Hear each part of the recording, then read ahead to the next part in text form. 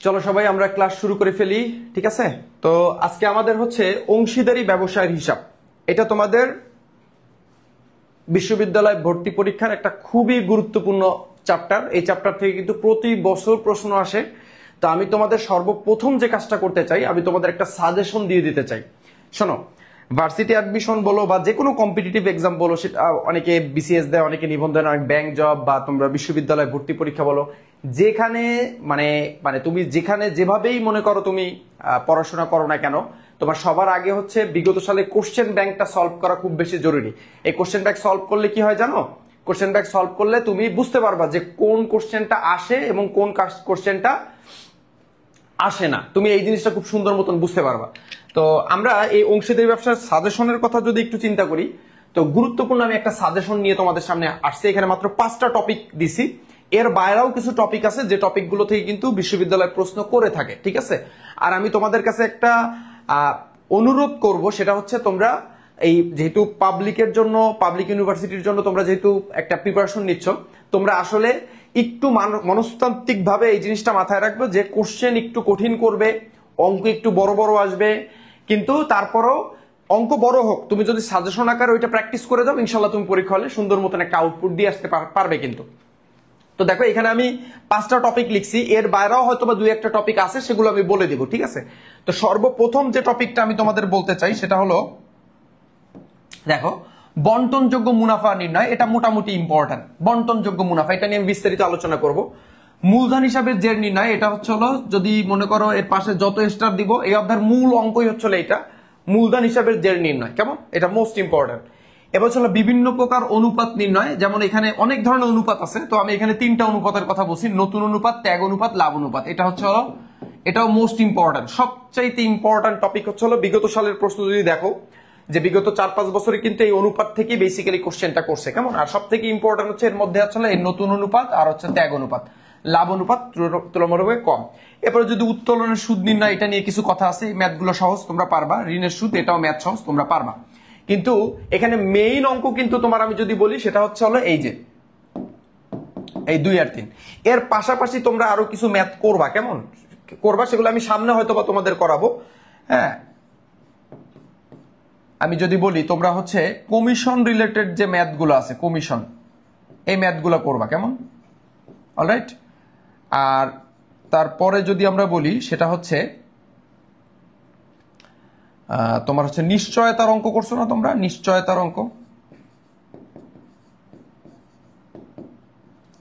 নিশ্চয়তার অঙ্ক করবা। ঠিক আছে, নিশ্চয়তার ম্যাথ, নিশ্চয়তার যেগুলো সেগুলো করবা। কেমন? তো মেইনলি হচ্ছে আমি কিন্তু অলরেডি তোমাদের সাজেশন বুঝাই দিছি যে গুরুত্বপূর্ণ সাজেশন কোনগুলো, যে তুমি এই যে পড়বা এই অংশীদারি, এই যে অংশীদারি, এটা এই অধ্যায়টা যে পড়বা অ্যাডমিশনের জন্য, তুমি তুমি তোমার যে কোনো শিক্ষকের কাছে শুনো, তোমার যে কোনো শিক্ষক, তুমি অফলাইনে পড়ো, যে কোনো কোর্সে পড়ো, এই যে টপিকগুলো আমি লিখে দিছি, এর বাইরে কখনো ভার্সিটিতে প্রশ্ন করে না। ঠিক আছে, এর সর্বোচ্চ যদি প্রশ্ন করে এর ভিতর থেকে, তুমি যে কাউরে দেখাই বললো যে আমার একটা চ্যানেলের একটা স্যার এই টপিকগুলো বলছে, এই টপিকগুলো থেকে প্রশ্ন করে নাকি এর বাইরে থেকে প্রশ্ন করে, তুমি যে মিলাই দেখো, এরগুলোর ভিতর থেকেই সব প্রশ্নগুলো মানে সাধারণত আসে এবং আসবে। কেমন? অলরাইট। তো দেখো, প্রথমে আসা হচ্ছে বন্টনযোগ্য মুনাফা নির্ণয়। তো এই জিনিসটা চলো আমি তোমাদের একটু শিখাই, বন্টনযোগ্য মুনাফা জিনিসটা কি। ঠিক আছে, দেখো, বন্টনযোগ্য মুনাফা। এখন এই বন্টনযোগ্য মুনাফা মানে বোঝার আগে তোমাদের 2টা জিনিস আগে একটু বুঝতে হবে। সেটা হচ্ছে হলো, একটা হলো অংশীদারদের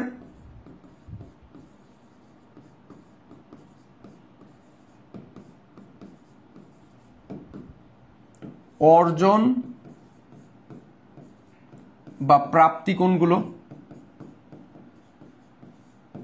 এটা সবার আগে বুঝতে হবে। আরেকটা জিনিস বুঝতে হবে, সেটা হলো অংশীদারদের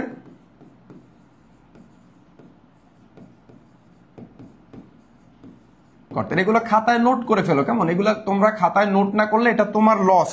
তুমি পরবর্তীতে যখন এই ম্যাথগুলো দেখবা, যে আমার স্যার তো বলছিল যে এই জিনিসগুলো আসে পরীক্ষায়, হ্যাঁ, এই ম্যাথগুলো যখন তুমি করতে যাবা, এই নোটগুলো তোমার কাছে না থাকলে তোমার অনেক কষ্ট হয়ে যাবে। কেমন? তো প্রথমে হচ্ছে হলো অংশীদারদের অর্জন কোনগুলা, মানে একটা অংশীদার যখন অংশীদারি ব্যবসা করে, তো ব্যবসা করে সে কি কি পায় ওইখান থেকে মূলত। তো ওইখান থেকে মোটা দাগে যে জিনিসগুলো পায়, তার ভিতরে 1 নাম্বার সে জিনিসটা যেটা পায়, সেটা হলো মূলধনের সুদ। মূলধনের সুদ, ওই যে লাভ ক্ষতি আবন্টন হিসাবে ডেবিট পাঁচটা। 2 নাম্বার যে জিনিসটা তার জন্য অর্জন বা প্রাপ্তি বা সে যেটা মানে পেয়ে থাকে আর কি, ঠিক আছে। তো সেটা হচ্ছে বেতন, একজন অংশীদার ব্যবসায় শ্রম দিলে সেখান থেকে সে বেতন পায়। 3 নাম্বার হচ্ছে কমিশন, এবং সর্বশেষ যদি আমরা ধরি সেটা হচ্ছে হলো মুনাফার অংশ। এটা নিয়ে কিন্তু থিওরি প্রশ্ন আসতে পারে, কেমন, ঠিক আছে। তো মূলধনের সুদ, বেতন, কমিশন, মুনাফার অংশ, এই 4টা জিনিস হলো একটা অংশীদারের জন্য অর্জন। মানে একটা অংশীদার যখন ব্যবসা করে তখন সে এই 4টা জিনিস পায়। এখন সে কি শুধু পাবে, কিছু দিবে না, তার কাছ থেকে কিছু কেটে নিবে না, তার কাছ থেকে কিছু কেটে নিবে। তো কি কেটে নিবে? 2টা জিনিস কেটে নেয়। 1 নাম্বার কেটে নেয় হলো উত্তোলনের সুদ, ওই যে উত্তোলন করছে, উত্তোলনের উপর সুদ দিতে হবে না অংশীদারকে, তাই উত্তোলনের সুদটা তার অর্জন থেকে কেটে নেয়, ঠিক আছে। এছাড়াও যদি কোনো অংশীদার ব্যবসা থেকে যদি তোমার হচ্ছে পণ্য উত্তোলন করে, ঠিক আছে, পণ্য উত্তোলনটাকে আমরা উত্তোলন লিখি, উত্তোলন করে, এটার ফলে এটা বাবদ তার ওইখান থেকে কেটে নেয়, ঠিক আছে। তো এইখানে তো আচ্ছা, এখানে পাইলাম 2টা, এখানে পেলাম 1 হলো 1, এখানে পেলাম 2। তাহলে স্যার আপনি পড়াচ্ছেন বন্টনযোগ্য মুনাফা, কিন্তু আপনি তো বুঝাইলেন অংশীদারদের অর্জন আর অংশীদারদের কর্তন। এই অর্জন আর কর্তন, এই 2টা জিনিস যদি তুমি বুঝতে পারো, তুমি খুব সহজে ধরতে পারবা যে বন্টনযোগ্য মুনাফা কেমনে নির্ণয় করে। তো চলো বন্টনযোগ্য মুনাফা কিভাবে নির্ণয় করে এটা আমি তোমাদের একটু শিখাই দিই। বন্টন যোগ্য, আমি ম্যাথও করাই দিব, ঠিক আছে। এই যে দেখো, এই যে ঢাবির কোশ্চেন আমি তোমাদের জন্য রাখছি, এই যে, ঠিক আছে, এই যে এই বড় বড় ম্যাথ, এই ম্যাথগুলোই কিন্তু আসবে। তো এখন এই বেসিকটা ক্লিয়ার না করলে, এই বেসিকটা না বুঝলে কিন্তু এই বড় বড় অঙ্ক, এরকম অঙ্ক আরো আছে, এখানে একটা না, এরকম অঙ্ক আমি তোমার জন্য আরো রাখছি, ঠিক আছে। এগুলো সব সলভ করতে পারবা। বেসিক ক্লিয়ার থাকলে তুমি যার কাছেই পড়ো না কেন, যে স্যারই পড়াক না কেন, তুমি নিজে নিজে উত্তর করতে পারবা, ঠিক আছে। বন্টনযোগ্য মুনাফার সূত্রটা কি? বন্টনযোগ্য মুনাফার সূত্রটা কি? এই দেখো, বন্টনযোগ্য মুনাফা মানে কি? অংশীদাররা তো ব্যবসা বাণিজ্য কইরা লাস্টে মুনাফা করে না। এখন এই মুনাফা যে করে, সেই মুনাফাটা তারা নিজেদের মধ্যে বন্টন করবে। তো ওই বন্টন যোগ্য যে মুনাফাটা, এটা কেমনে বের করে, কিভাবে বের করে? তো এটা বের করার নিয়মটা হচ্ছে হলো, প্রথমে অঙ্কের উপরে একটা নিট লাভ থাকে, অঙ্কের ভিতরে দেওয়া থাকে নিট লাভ বা নিট মুনাফা, 9 রশ্মিও দেওয়া অনেকে। এটার সঙ্গে যোগ দিবা হচ্ছে হলো পণ্য উত্তোলন,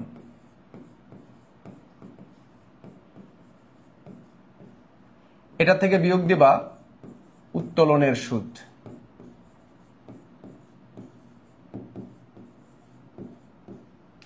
এই 2টা জিনিস, এই 3টা জিনিস আমরা যোগ করব।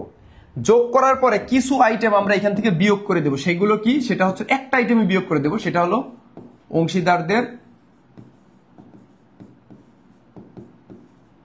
অর্জন সমূহ, অর্জন বা প্রাপ্তি, অনেকে প্রাপ্য বলে, একই কথা, সমূহ। তার মানে এই নিট মুনাফার সঙ্গে আমরা যদি, এই নিট মুনাফা এটা প্রশ্নে দেওয়াই থাকবে, এটার সঙ্গে পণ্য উত্তোলন এবং উত্তোলন সুদ যোগ দিয়ে যদি আমরা অংশীদারদের অর্জন বা প্রাপ্তি সমূহগুলো বিয়োগ দেই, তাহলেই আমরা পাই কি, যায় বন্টনযোগ্য মুনাফা। তো এই বন্টনযোগ্য মুনাফার এই ছোট্ট সূত্রটা তোমার একটু মাথায় রাখতে হবে। এবং এটা এছাড়া আরো গুরুত্বপূর্ণ এই কারণে, কারণ কি, তোমার যখন তুমি মানে এই অধ্যায়ের মেইন একটা অঙ্ক দেখো, এই অধ্যায়ের একটা মেইন অঙ্ক হচ্ছে হলো এই যে মূলধন হিসাবের জের। এটা দেখো আমি হিউজ, এইটাই সবচেয়ে গুরুত্বপূর্ণ ম্যাথ, মানে সবচেয়ে মোস্ট রিপিটেড ম্যাথ হচ্ছে হলো এইটা। আর এরপরে যদি কোনো মোস্ট রিপিটেড ম্যাথ থাকে সেটা হলো অনুপাত নির্ণয়। এটা সহজ আছে, অনুপাত নির্ণয় আমি তোমার আগে করাবো, ভয় নাই। এই অনুপাত নির্ণয়টা খুবই সহজ, আমি তোমার শিখাই দিচ্ছি, টেকনিক, রুলস, নিয়ম কানুন বুঝাই সব দিব, সমস্যা নেই। তো এই যে মূলধন হিসাবের যে জের নির্ণয়, মূলধন হিসাবের জের নির্ণয় করতে গেলেও কিন্তু এই বন্টনযোগ্য মুনাফা লাগে। সো এটা কিন্তু একটা সঙ্গে একটা চেইনের মতন। তো তোমরা যখন শিখবা, ধারাবাহিক ভাবে একটা জিনিস শিখবা, এরপরে যখন তুমি কোশ্চেন সলভ করতে যাবা বা একটা মানে তুমি একটা কোশ্চেন মানে একটা ইউনিভার্সিটি কোশ্চেন সলভ করবা বা মনে করো একটা মডেল টেস্ট দিবা, তখন তুমি বুঝতে পারবা যে হ্যাঁ আমি নিজে নিজেই পারতেছি, ঠিক আছে। তো চলো আর কথা না বাড়িয়ে আমরা নিয়মে ফিরে যাই, বন্টনযোগ্য মুনাফা। তো বন্টনযোগ্য মুনাফার সূত্র কিন্তু এইটাই। তো চলো আমরা এবার একটা ম্যাথ করি। তো এই কোশ্চেনটা আসছে ঢাকা বিশ্ববিদ্যালয়ে 11-12 সালে। তো দেখো আমরা এখানে প্রশ্নে কি চাইছে, আগে সবার আগে এইটা দেখবা যে প্রশ্নে কি চাইছে। প্রশ্নে চাইছে হচ্ছে বন্টনকৃত মুনাফার পরিমাণ কত, বন্টনকৃত মুনাফা। তো দেখো এই যে আমি একটু আগে লিখছি বন্টনকৃত মুনাফা, এই যে বন্টনকৃত মুনাফা, বন্টনযোগ্য বন্টনকৃত একই কথা। তো বন্টনকৃত মুনাফা, তো বন্টনকৃত মুনাফার ভিতরে সর্বপ্রথম আমাদের কি লাগে, দেখো সর্বপ্রথম লাগে কিন্তু নিট লাভ। তাহলে চলো আমরা প্রথমে আগে খুঁজি যে নিট লাভ কই আছে।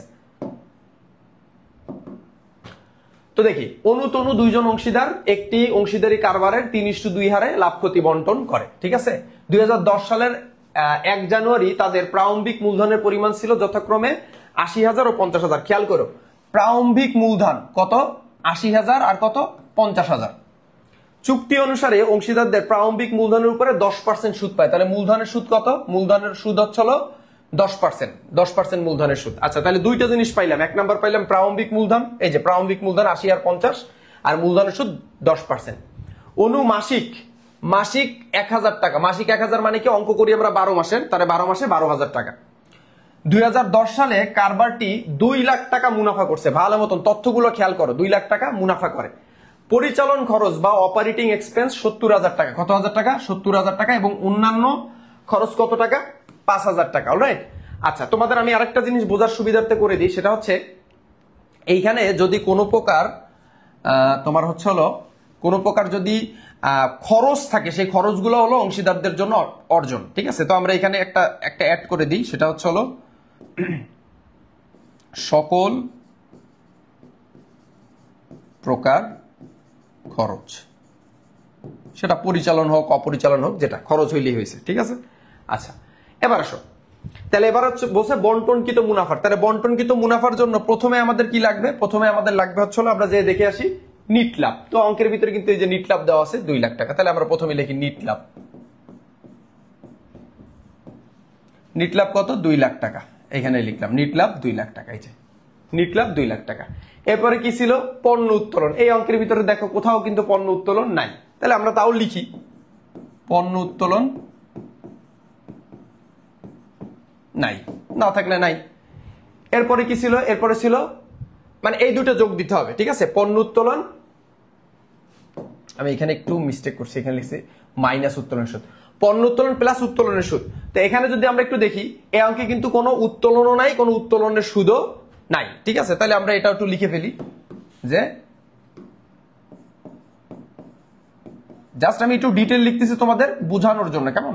বোঝানোর জন্য। এটা তোমাদের লেখা লাগবে না, অঙ্ক প্র্যাকটিস করতে করতে একসময় দেখবে এগুলো লেখাই লাগতেছে না। কেমন? উত্তোলনের সুদ। এরপরে দেখো, এরপরে কি ছিল? অংশীদারদের অর্জন বা প্রাপ্তি। এখন অংশীদারদের অর্জন কোনগুলো? এইগুলো হলো অংশীদারদের অর্জন। এই অংশীদারদের অর্জনগুলো আমরা জাস্ট কি করব? লাথি মেরে বিয়োগ করে দিব। ঠিক আছে, তো চলো আমরা একটু বিয়োগ করি। তো অংশীদারদের অর্জন কি কি আছে আমরা একটু অঙ্কের ভিতরে যদি একটু খেয়াল করি, অংশীদারদের অর্জন কি কি আছে।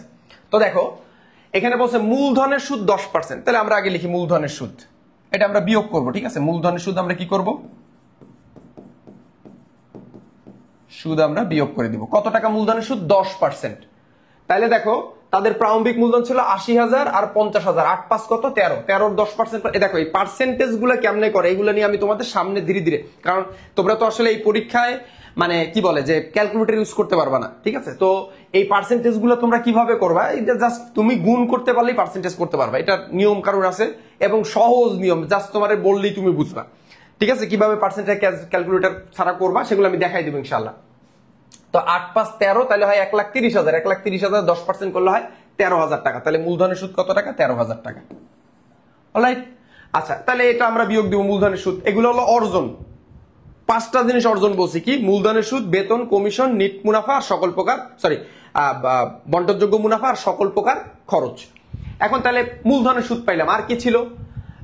আর ছিল হচ্ছে দেখো, মাসিক 1,000 টাকা করে বেতন পাবে। বেতন একটা খরচ, তাহলে যেটা খরচ সেটা হলো অর্জন। তাহলে লিখবো বেতন। বেতন কত? 1,000 ইন্টু 12, তাহলে হয় কত? 12,000 টাকা। আচ্ছা, বেতন গেল। তাহলে মূলধনের সুদ পেলাম, বেতন পেলাম। আরো তো কি ছিল? কমিশন ছিল, অর্জনের ভিতরে কমিশন ছিল। তারপর হচ্ছে তোমার কি ছিল? আর কি ছিল? আর ছিল হচ্ছে আর তো কিছুই ছিল না। এই তো। ঠিক আছে, তো ঠিক আছে, তো এবার আমাদের আর কোনো কিছু নাই। সো আমরা আচ্ছা, আরো আছে তো, এই যে পরিচালন খরচ রয়েছে। তো অপারেটিং এক্সপেন্স হচ্ছে কত? 70,000। তাহলে আমি এই যে লিখে দিছি কিন্তু, এই দেখো, এই যে সকল প্রকার খরচ, এটা আমি পরে অ্যাড করে দিছি। ঠিক আছে, খরচ কারণ মনে রাখবা, প্রতিষ্ঠানের জন্য যেটা খরচ সেটাই অংশীদারদের জন্য অর্জন। সিম্পলি মনে রাখবা। তাহলে এখানে খরচ দেখতেছি আর কি কি আছে? এই যে দেখো, পরিচালন খরচ। খরচ দেখলে এটা আমাদের অর্জনের ভিতর আসবে। তাহলে অর্জনগুলো আমরা বিয়োগ দিই। তাহলে লিখবো পরিচালন খরচ। পরিচালন খরচ কত? 70,000। এরপর আমরা যদি দেখি অন্যান্য খরচ, খরচ হইলে এখানে আসবে, অর্জনের ভিতরে আসবে, তাহলে লিখবো অন্যান্য খরচ। অন্যান্য খরচ কত? 5000। আর নাই। তো এবার আমরা একটু যোগ বিয়োগ করতে পারি। তো কিভাবে যোগ বিয়োগ করব? এইগুলো একটু যোগ দিই, এগুলো যোগ দিয়ে এটা থেকে বিয়োগ দিয়ে দিই, মানে এইগুলো যোগ দিয়ে এটা থেকে বিয়োগ দিয়ে দিলেই হয়ে গেল। কেমন? তাহলে আমরা যদি দেখি 12 দুগুণে 24 আর 1 25, 25 আর 5 হচ্ছে হলো 30, আর 70 যোগ করলে হয় হলো 1 লাখ। কয় লাখ? 1 লাখ। এবার আমরা কি করব? এই 2 লাখ থেকে এই 1 লাখ জাস্ট বিয়োগ করে দিব, ঠিক আছে? বা তুমি যদি এই 2 লাখের থেকে এই প্রত্যেকটা বিয়োগ দাও, তাও দেখবা লাস্টে 1 লাখই বের হয়। তার মানে সঠিক উত্তর অবশ্যই অবশ্যই কত? 1 লক্ষ। ডি সঠিক উত্তর। ঠিক আছে, এখন তোমরা দেখো এই যে সঠিক উত্তর ডি 1 লক্ষ। এখন দেখো এই বন্টনযোগ্য মুনাফা, এইটা তোমরা বুঝতে পারছো কিনা? বন্টনযোগ্য মুনাফাটা নির্ণয় করা তোমরা বুঝতে পারছো কিনা? মেইনলি হচ্ছে হলো এই জিনিসটা যারা বুঝবে, ঠিক আছে, এই জিনিসটা যারা মাথায় রাখতে পারবে, ঠিক আছে। আর এই অংশীদারদের অর্জন হচ্ছে হলো কোনগুলো? এইগুলো হলো অংশীদারদের অর্জন। সো এই অংশীদারদের অর্জনগুলো আমরা কি করব? বিয়োগ দিয়ে দেবো। এই অংশীদারদের অর্জনগুলো বিয়োগ দিলেই আমরা পেয়ে যাবো বন্টনযোগ্য মুনাফা। তো এই সূত্রটা যদি তোমরা বুঝো, এই সূত্রটা যদি তোমরা ধরতে পারো, তোমরা বন্টনযোগ্য মুনাফা খুব সুন্দর মতন করতে পারবা, কোনো প্রবলেম নাই। ঠিক আছে, আচ্ছা এবার আসো মূলধন হিসাবের জের। মূলধন হিসাবের জের, ঠিক আছে। তো একটা জিনিস তোমরা মনে রাখবা,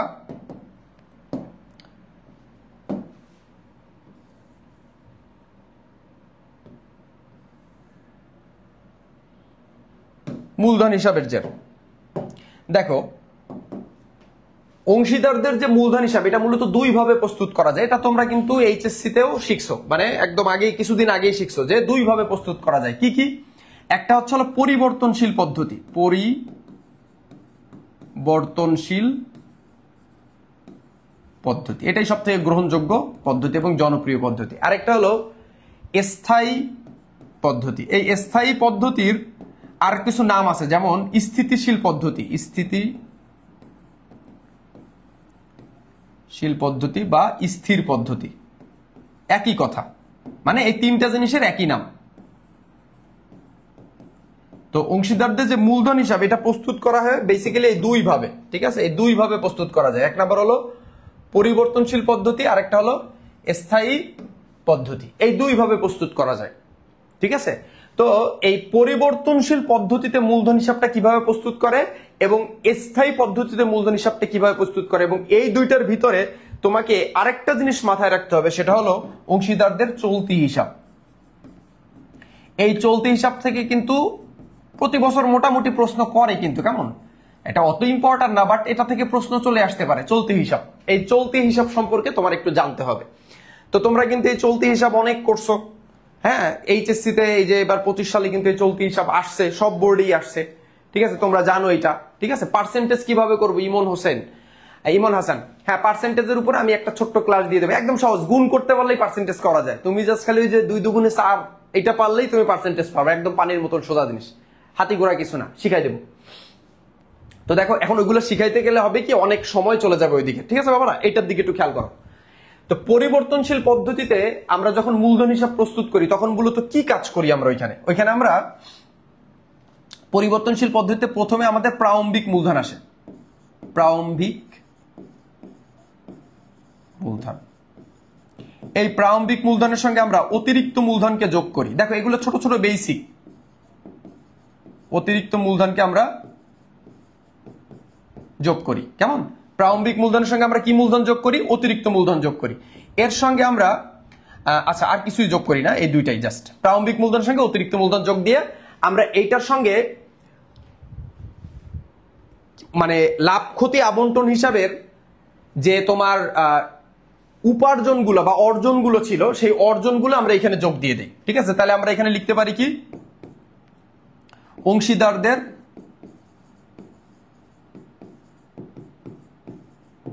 অর্জন সমূহ। অংশীদার অর্জন কোনগুলা? ওই যে 5টা অর্জনের কথা বলছি, হ্যাঁ, মূলধনের সুদ, বেতন, কমিশন, মুনাফার অংশ, এগুলা, ঠিক আছে, অর্জন সমূহ। এবং আমরা বিয়োগ দিয়ে দেই হচ্ছে হলো অংশীদারদের কর্তন।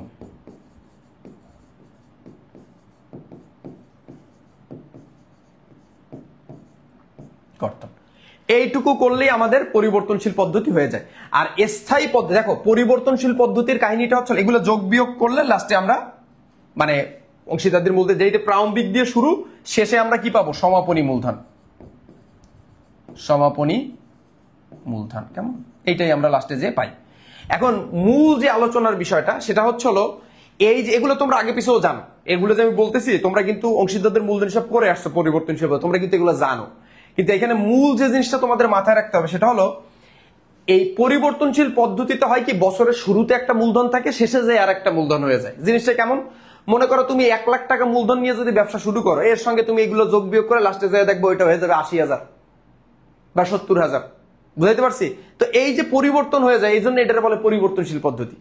আরেকটা হলো স্থায়ী পদ্ধতি। এই স্থায়ী পদ্ধতি কি?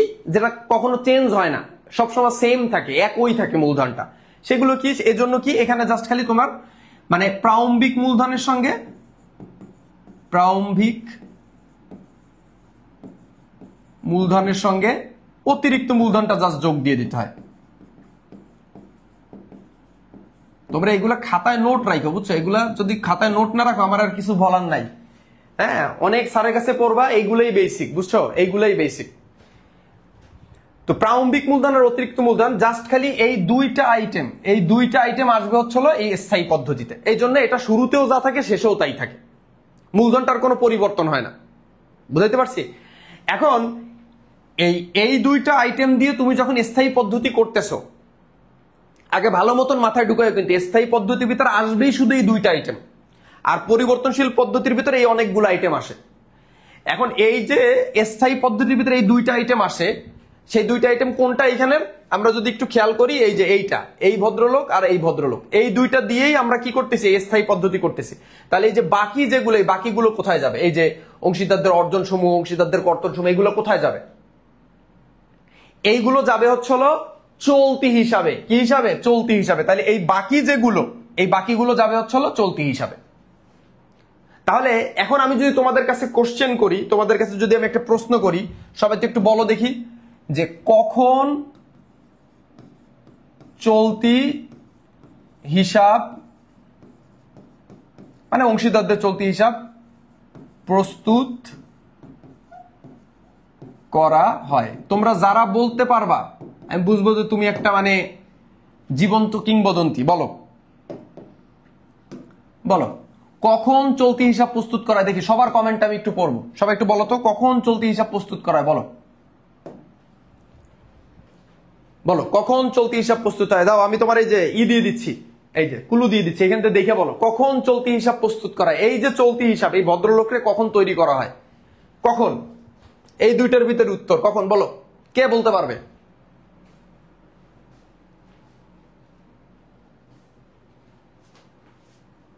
আমি কোনো প্ল্যাটফর্মের সঙ্গেই নাই, আমি আছি আমার প্ল্যাটফর্মের নাম তো জানো, মোদের বিদ্যালয়।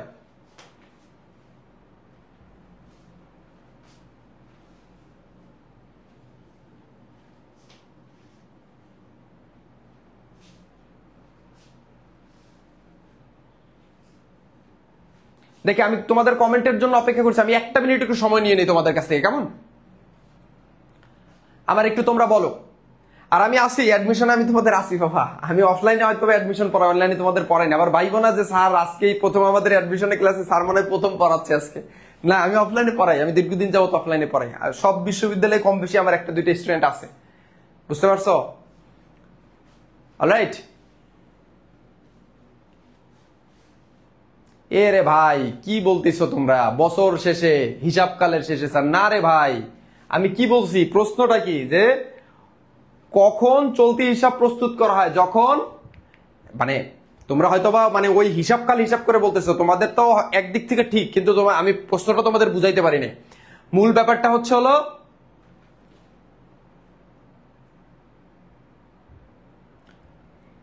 যখন স্থায়ী বা স্থিতিশীল পদ্ধতিতে অংশীদারদের মূলধন হিসাব প্রস্তুত করা হয়, তখন হচ্ছে হলো আমাদের চলতি হিসাব প্রস্তুত করা হয়। আমি বুঝতে পারছি তোমাদের অবস্থা কি, তোমরা এটা একটু মাথায় রাখো প্লিজ। এই যে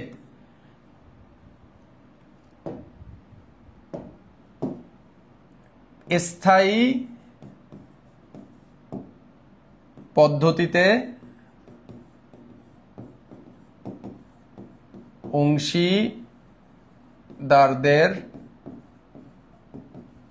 মূলধন, এখানে অংশীদার দীর্ঘ হবে, মূলধন হিসাব প্রস্তুত করা হলে, স্থায়ী পদ্ধতিতে অংশীদারদের মূলধন হিসাব প্রস্তুত করা হলে তখন অংশীদারদের চলতি হিসাব প্রস্তুত করা হয়। পরিবর্তনশীল পদ্ধতিতে অংশীদারদের মূলধন হিসাব প্রস্তুত করা, পিটানি সিনোস, সিনোস পিটানি, নীরব। এতক্ষণ কি বুঝাইলাম? সারা রাত রামান পরে সকালবেলা উঠে শিরতাকার আঙ্কেল।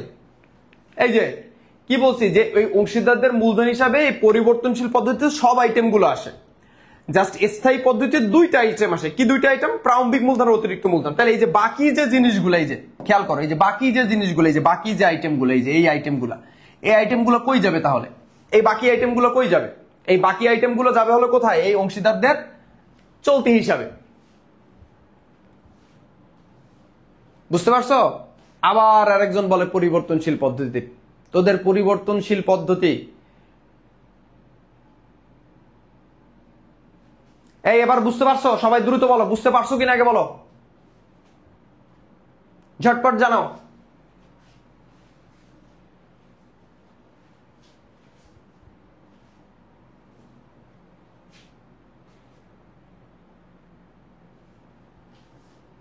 আচ্ছা চলো আমরা একটা ম্যাথে যাই।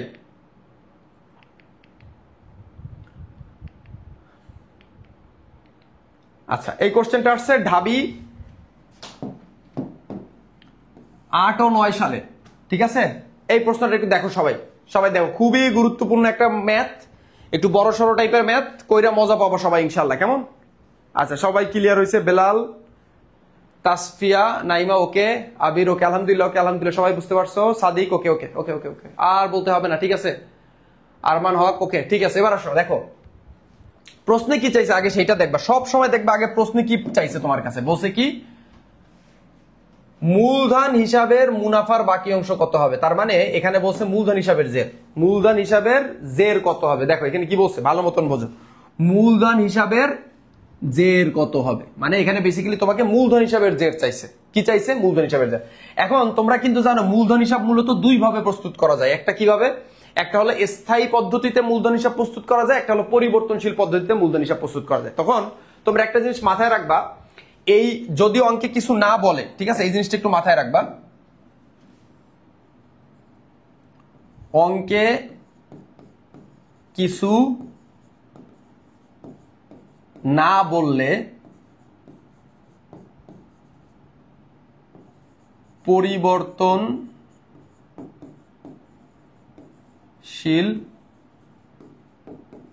পদ্ধতিতে মূলধন হিসাব, একটু বেশি করে লিখে দিলাম, মূলধন হিসাব করতে হয়। মনে করো জিনিসটা বুঝো যে তোমার মূলধন হিসাব করতে বলছে, কিন্তু তোমার বলে নাই যে এটা স্থায়ী পদ্ধতিতে করো নাকি পরিবর্তনশীল পদ্ধতি। এই পদ্ধতি তো দুইটা, স্থায়ী আর পরিবর্তন, কোনো কিছু বলে নাই। তাহলে সেক্ষেত্রে তুমি কি স্থায়ী পদ্ধতি করবা না পরিবর্তনশীল পদ্ধতি করবা? সেক্ষেত্রে 100% তুমি পরিবর্তনশীল পদ্ধতিতে করবা, এইটাই নিয়ম, কেমন? তাহলে এই কোশ্চেনে আসো, এই কোশ্চেনে দেখো, এই কোশ্চেনে বলছে মূলধন হিসাবের জের। এখন এই যে মূলধন হিসাবটা এটা আমরা কোন পদ্ধতি করব? পরিবর্তনশীল পদ্ধতি। কোন পদ্ধতি বলো? পরিবর্তনশীল পদ্ধতি। স্যার একটা কোশ্চেন ছিল, অবশ্যই কোশ্চেন করে ফেলো। কোন পদ্ধতি? পরিবর্তনশীল পদ্ধতি। তাহলে এখন পরিবর্তনশীল পদ্ধতিতে আমরা মূলধন হিসাব প্রস্তুত করব। এখন আমরা একটা অঙ্কের ভিতর দেখি, পরিবর্তনশীল পদ্ধতিতে প্রথমে কি ছিল? প্রারম্ভিক মূলধন। প্রথমে কি ছিল? প্রারম্ভিক মূলধন। এর সঙ্গে আমরা যোগ দিছি কি? অতিরিক্ত মূলধন। এর সঙ্গে আমরা কি যোগ দেই? অংশীদারদের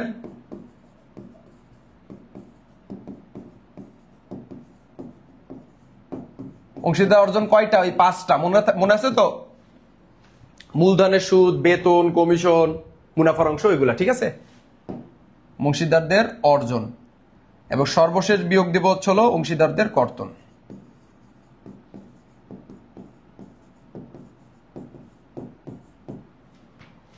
তো দেখো প্রথমে আমাদের প্রারম্ভিক, এখানে সবচেয়ে বেশি পেজগি লাগায় হচ্ছিল কি? যখন এই অংশীদারদের অর্জনগুলোর ভিতরে ওই যে বন্টনযোগ্য মুনাফাটা বাইর করে নিতে হয় না, ওই সময় একটা এক্সট্রা উটকো ঝামেলা, ওই উটকো ঝামেলাটা তোমার একটু বের করা লাগে, এছাড়া আর কিছুই না। বুঝতে পারছো? উটকো ঝামেলাটা।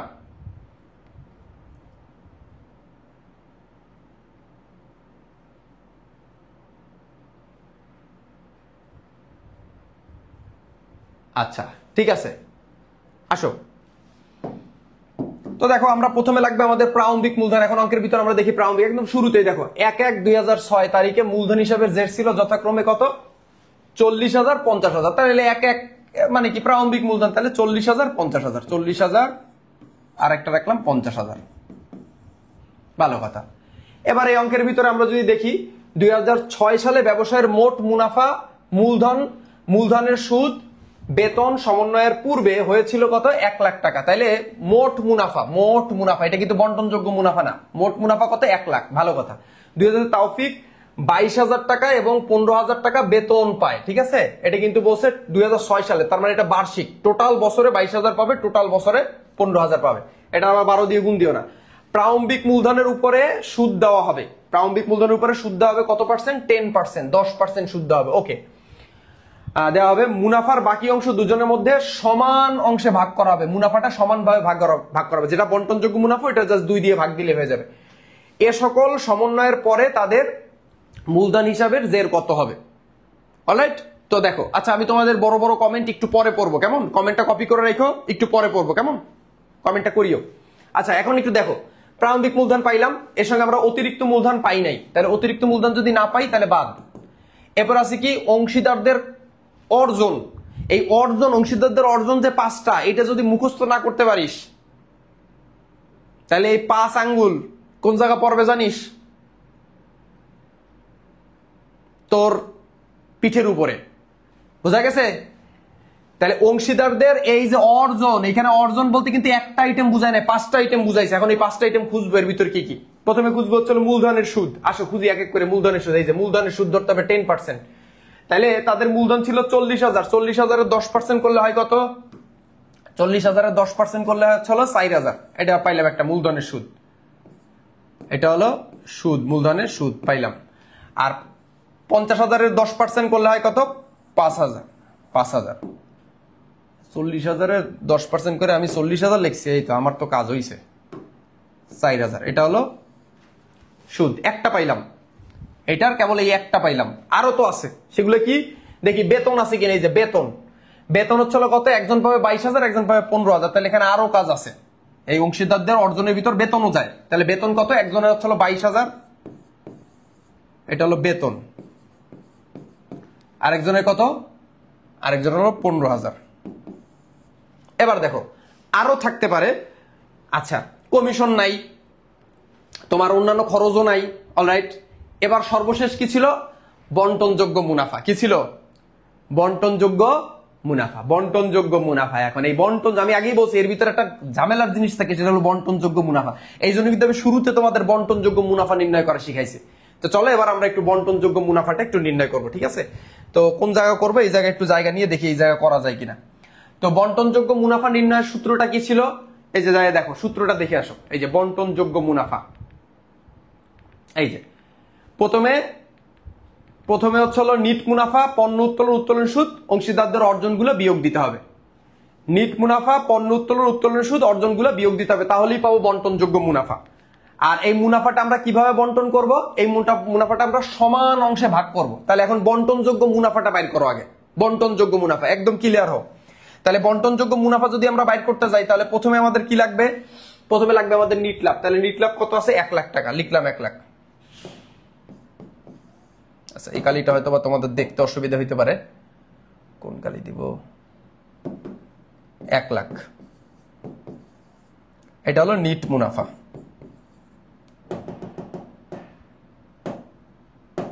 কি রে ভাই, এটার সঙ্গে আমরা কি যোগ দিব,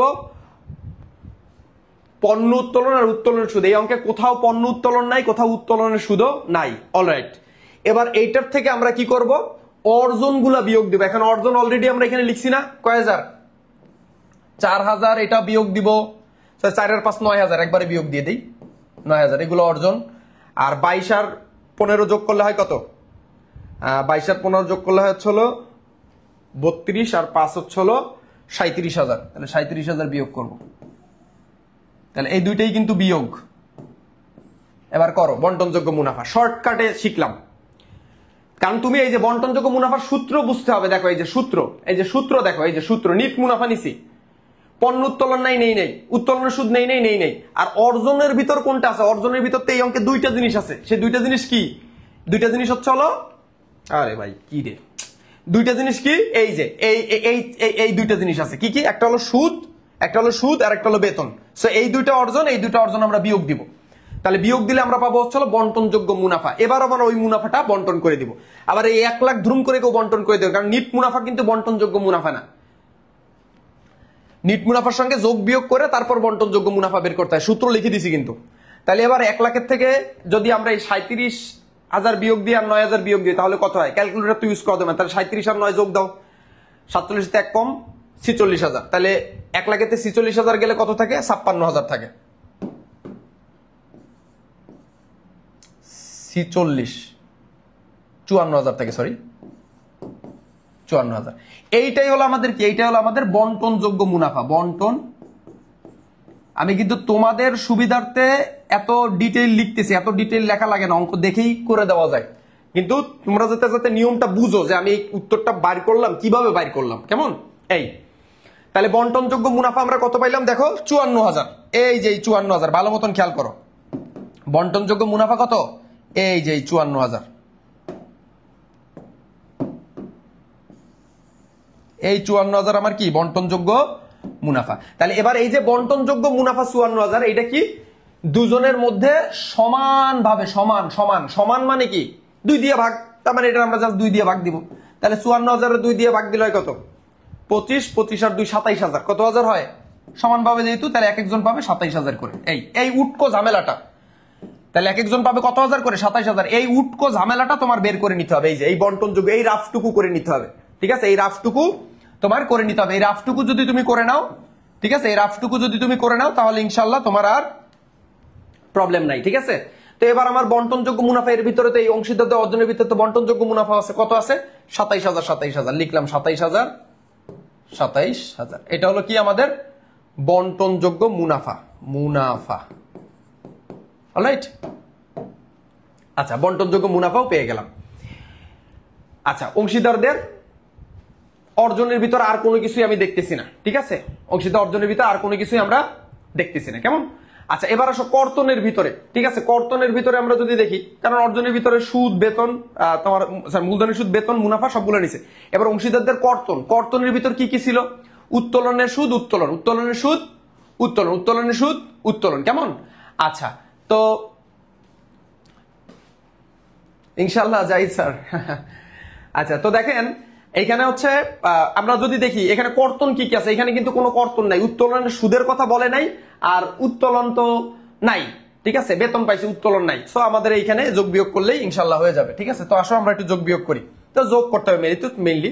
তাহলে আমরা যদি যোগ করি, এখানে হচ্ছে হলো 27 আর 22 কত? আচ্ছা, যোগ করি এনে। 27 আর 22 হচ্ছিল 40, 47 আর 2 49, 53। তাহলে 53,000 আর 40,000 যোগ দিলে হয় হলো 93,000। এই পাশে যোগ দিই 5, 20, 70 আর 20 97,000। এইটা হচ্ছে আমাদের কি? এটা হলো আমাদের মূলধন হিসাবের ব্যালেন্স। পরিবর্তনশীল পদ্ধতি মূলধন হিসাব করলাম।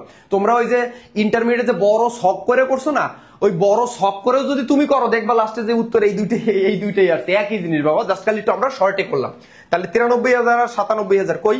এই যে 93,000 আর 97,000। তার মানে সঠিক উত্তর কিন্তু তোমার, হ্যাঁ, উত্তর মিলছে 93,000 আর 97,000। এটা হলো মূলধন হিসাবের জের। এবার দেখো এই সিমিলার একদম সেম অঙ্ক আমি আরো দুইটা তোমাদের দিচ্ছি বাসায়, তোমরা প্লিজ বাসায় বসে কইরো। কারণ আমি যদি এখন অনেক আলোচনা করতে চাই, ঘন্টার পর ঘন্টা চলে যাবে। তোমাদের বাংলা ক্লাস আছে, তো এখানে আমি আরো কিছু একদম সেম অঙ্ক, তোমরা না পারলে আমার বললো, আমি আলাদা ভিডিও শুট করে দিব। একদম সেম অঙ্ক, এগুলো কিন্তু ঢাবির কোশ্চেন, একটু পুরনো কোশ্চেন। এটাও কিন্তু ঢাবির কোশ্চেন, পুরোনো 95-96 এত পুরোনো কোশ্চেন করা লাগে না, তারপর আমি জাস্ট তোমাদের প্র্যাকটিস পারপাস দিছি। এবার অনুপাত নির্ণয়, এটা থেকে বিগত সালে কিন্তু প্রচুর পরিমাণে কোশ্চেন আসছে, এই যে অনুপাত নির্ণয়। ঠিক আছে, এইখানে মোস্ট ইম্পর্টেন্ট হচ্ছে তোমার এই তিনটা জিনিস, নতুন অনুপাত, ত্যাগ অনুপাত, লাভ অনুপাত। তবে সবচেয়ে ইম্পর্টেন্ট হচ্ছে এখানে এই দুইটা, এই নতুন অনুপাত আর ত্যাগ অনুপাত। লাভ অনুপাতটা তুলনামূলকভাবে কম, তবে এই নতুন অনুপাতটা সবচেয়ে বেশি আসে, আর ত্যাগ অনুপাতটাও বেশি আসে। সবথেকে বেশি আসে নতুন অনুপাত। তো চলো এই নতুন অনুপাত ত্যাগ অনুপাতের ক্ষেত্রে আমি একটা জিনিস জাস্ট খালি একটু বলে দিই। নতুন অনুপাতের ক্ষেত্রে তোমরা একটা জিনিস মাথায় রাখবা, নতুন অনুপাত, জাস্ট একটা তথ্য একটু মাথায় রাখবা, একটু পরেই কাজে লাগবে। নতুন অনুপাত সমান সমান হচ্ছে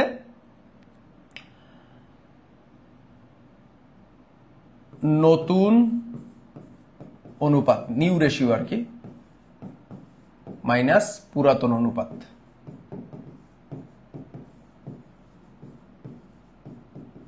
একটু নোট রাখো কেমন, এটা কিন্তু মোস্ট ইম্পর্টেন্ট, মানে সবচেয়ে যদি বলি মানে সবচেয়ে ইম্পর্টেন্ট বর্তমানে এই টপিকটা। ঠিক আছে, তো একটু ক্লিয়ার হয়ে যাবে আজকের ক্লাসে, তিনটা অনুপাতই ক্লিয়ার। তবে দেখো এই অনুপাত নির্ণয় কিন্তু আরো অনেক ব্যাপার স্যাপার আছে, আমি ওগুলো যাচ্ছি না, মেইনলি তোমার যেটা লাগবে অ্যাডমিশনে সেইটা সাজেশন মূলক ভাবে। আর আরেকটা চলো ত্যাগ অনুপাত। ঠিক আছে, ত্যাগ অনুপাত, ত্যাগ অনুপাতের ক্ষেত্রে কি করবো, পুরাতন অনুপাত মাইনাস নতুন অনুপাত।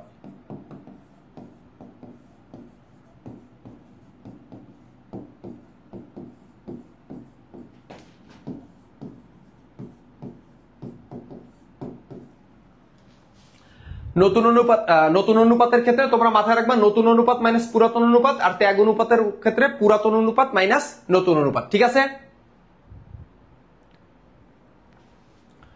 আচ্ছা এবার আসো দেখো, এইখানে ঢাবি 18-19 একটা কোশ্চেন আছে, তো খুবই লেটেস্ট একটা প্রশ্ন, মানে বেশি পুরাতন না। তো এই কোশ্চেনটা আমরা সলভ করবো। তো দেখো আগে প্রথমে দেখতে হবে যে প্রশ্নে কি চাইছে। তো দেখো প্রশ্নে কি চাইছে, দেখো বলছে নতুন অনুপাত কত হবে, নতুন অনুপাত, তার মানে বুঝতে পারতেছো এই যে এই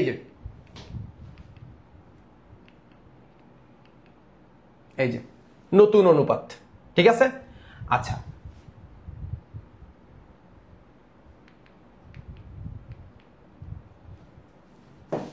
দেখো, বিথি ও চৈতি একটি অংশীদারি ব্যবসার দুইজন অংশীদার, তাদের মুনাফা বন্টনের অনুপাত হচ্ছে হলো 3:2। দেখা যাচ্ছে তো 3:2, এখানে কিন্তু 3:2 দেওয়া আছে। ঠিক আছে, অলরাইট। তারা সাথীকে, তাহলে দেখো আগে ছিল বিথি আর চৈতি, আর নতুন আসলো কে, নতুন আসলো হলো সাথী। নতুন আসলো কে, আগে ছিল বিথি আর চৈতি, আর নতুন আসলো কে, সাথী। সাথীকে 3/1 মুনাফা বন্টনের চুক্তিতে ব্যবসায় নতুন অংশীদার হিসেবে গ্রহণ করে। বিথি চৈতি সাথীর মধ্যে মুনাফার নতুন অনুপাত কত হবে। তো দেখো বিথি ও চৈতির আগের অনুপাত ছিল কত, 3:2, 3:2। এইটা হচ্ছে হলো বিথি আর চৈতির, তা এইটা হলো কার, বিথির 3, আর এটা হলো চৈতির। তাহলে এই দুইটা যদি আমরা একটু যোগ দেই, একটু খেয়াল করো, এই দুইটা যদি যোগ দেই তাহলে 3 আর 2 যোগ করলে হয় কত, 5। 5-এর এই 3 অংশ কার, এই 5-এর 3 অংশ হচ্ছে হলো বিথির। আর এই দুইটা যদি আমরা যোগ দেই, 5-এর কত, 5-এর হচ্ছে হলো তোমার 2, এই অংশটা হচ্ছে হলো চৈতির। এখন এখানে তাদের রেশিওটা এইভাবে দেওয়া, পার্সেন্টেজও দেওয়া থাকে, এখানে সরাসরি দিচ্ছে। নতুন যেটা আসছে আর কি সাথী, তাকে দিবে হচ্ছে হলো 3/1। 3/1 কার, এটা হলো সাথীর। 3/1 কার, সাথীর। এখন বিথিরটা পাইলাম, চৈতিরটা পাইলাম, সাথীরটা পাইলাম, এই তিনজনেরটা। এখন এই তিনটা দিয়ে আমাদের নতুন অনুপাতটা নির্ণয় করতে হবে। এখন নতুন অনুপাত নির্ণয় করার জন্য আমি সহজে একটা তোমাদের কথা বলে দিই, সেটা হচ্ছে হলো তোমরা এই 3 আর মানে এই 3 থেকে 1 বিয়োগ করবা। এই 3 থেকে এই মানে নিচের যে লব এবং উপরের, সরি হ্যাঁ, মানে এই উপরেরটা থেকে নিচেরটা থেকে উপরেরটা বিয়োগ করবা। তাহলে এখানে দেখো যদি 3-এর থেকে 1 বিয়োগ করি তাহলে কত থাকে, 2। 3-এর থেকে 1 বিয়োগ করলে তা কত থাকে, 2। এই 2 দিয়ে তুমি একটা সিম্পল কাজ করবা, সেটা হচ্ছে হলো এই যে প্রথম যে রেশিও যেটা থাকবে, প্রথম যে রেশিওটা থাকবে, এই যে এই রেশিওটা গুণ দিবা। তাহলে 3 দুগুণে হয় কত, 6। এটা কার, এটা হলো বিথির। এই 2 দিয়ে এর পরের এই 2 দিয়ে গুণ দিবা, 2 দুগুণে কত, 4। এরপরে নতুন যে লোকটা আসছে তার নাম কি সাথী। তো সাথীরটা কেমনে নির্ণয় করবা? সাথীরটা নির্ণয় করবা হচ্ছে হলো এই তিনের থেকে 1 বিয়োগ দিয়ে কত বেরোছিল? 2 বেরোইছিল। এই 2 দিয়ে আমরা কি করছি? এই দুইটারে কি করছি? গুণ করছি। এবার আমরা এই যে কাজটা করবো, এবার এই 3 আর 2 যোগ করে দেবো। 3 আর 2 যোগ করলে হয় কত? 5। এই 3 আর 2 যোগ করে যেটা হবে ওইটা আমরা উপরেরটা দিয়ে গুণ দিয়ে দেবো, তাহলে হয় কত? 5। তাহলে সঠিক উত্তর দাঁড়াইলো কত? আমরা আরো প্র্যাকটিস করবো, একদম ক্লিয়ার হয়ে যাবে। 6:4:5। সঠিক উত্তর হচ্ছে হলো এ। দেখো সেম কোশ্চেন ঢাবি 16-17 আসছে। দেখো এটা নিজেরা করো, নিজেরা করো। দেখো 3:2, সরি হ্যাঁ 2:3, 2:3। আর নতুন নিচে সায়ানের কত? 4/1। তাহলে 4 থেকে যদি আমরা 4 থেকে যদি 1 বিয়োগ করি তাহলে থাকে কত? 3। এই 3 দিয়ে প্রথমে 2 রে গুণ দিব, তাহলে 3 দুগুণে কত? 6। আবার এই 3 দিয়ে 3 রে গুণ করব, 3 3 কত? 9:2। এবার আমরা কি করব? এই যে দুইটা থাকবে এই দুইটা যোগ দিয়ে দেবো, তাহলে 3 আর 2 যোগ করলে হয় কত? 5। 5 রে আমরা এইটার সঙ্গে গুণ দিয়ে দেবো, 5 অক্ষে 5। তাহলে সঠিক উত্তর হচ্ছে হলো 6:9:5। অলরাইট। এরপর সেম কোশ্চেন, এটা রাজশাহী ইউনিভার্সিটি 18-19 সালে আসছে। তো দেখো সেম করে, এবং এটা কোনো চেঞ্জ আসে না, এটা এরকমই আসে সাধারণত। ঠিক আছে? অলরাইট, ঠিক আছে, অলরাইট। আচ্ছা, তো এইটার উত্তর একটু বলেন। এটার উত্তর কত? 4/3। 4/3 রেশিও দেওয়া আছে। আর এখানে দেওয়া আছে হচ্ছে হলো নতুন যেটা আসছে আর কি, সে 5/2 পাবে। তাহলে এইটার উত্তর কত হবে একটু বলেন, সবাই কমেন্টে জানান। এটা হলো পুরাতন, এটা নতুন, বলেন সবাই, বলেন সবাই কমেন্ট করবেন। আচ্ছা নিজেরা একটু, আপনারা একটু শান্ত হন, ঠিক আছে? নিজেরা কথা বললেন না। ক্লাস করতেছেন, কষ্ট করে ক্লাস করতেছেন, আপনাদেরও কষ্ট হচ্ছে, আমি বুঝতেছি। যেহেতু কষ্ট হচ্ছে, সময়টা একটু ইউটিলাইজ করেন, একটু কাজে লাগান।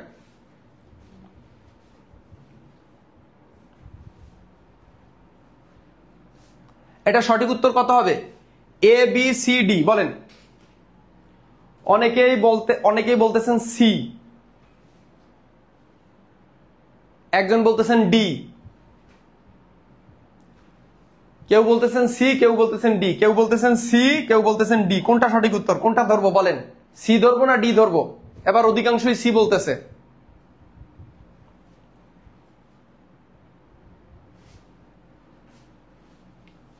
থ্যাংক ইউ নীরব।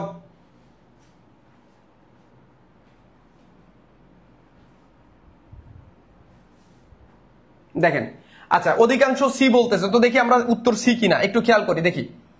তাহলে 3 থেকে যদি আমরা 5 থেকে যদি 2 বিয়োগ দিই তাহলে থাকে হচ্ছে 3। এই 3 দিয়ে আমরা 4 যদি গুণ করি তাহলে 3 4 কত? 12 পাইলাম। এই 3 দিয়ে যদি পরের 3 রে গুণ দিই তাহলে 3 3 কত? 9 পাইলাম। এবার এই দুটো যদি যোগ দিই, 4 আর 3 কত? 5 6 7। 7 রে দিয়ে যদি এই মানে এই দুটো যোগ দিয়ে যেটা হবে এটা দিয়ে আমরা উপরেরটারে গুণ দিয়ে দেবো, উপরের যেটা থাকবে আর কি। ঠিক আছে? আচ্ছা, তো যদি গুণ দেই তাহলে 4 5 6 7, 7 7 দুগুণে কত? 14। তাহলে সঠিক উত্তর হচ্ছে হলো 12 9 14। 12 9 14। জি, যারা ডি বলেছেন তারা কিন্তু কি বলছেন তো বুঝতে পারতেছেন। সঠিক উত্তর হবে হচ্ছে হলো সি। আমরা একটু সঠিক উত্তরটা দেখে নেই। জি, সঠিক উত্তর সি। সবাই বুঝতে পারছেন তো? নতুন অনুপাত, এই যে কয়জন ক্লাস করতেছেন, নতুন অনুপাত ক্লিয়ার কিনা বলেন? নতুন অনুপাত ক্লিয়ার কিনা বলেন সবার কাছে? ঠিক আছে? আর আমি মনে হয় এই জায়গাটা উল্টা লিখে তুই, এই ছোটবেলাতে আমার উল্টা লেখার একটা অভ্যাস, এই জায়গা মনে হয় কেন যেন মন বলতেছে উল্টা লিখছি। ঠিক আছে?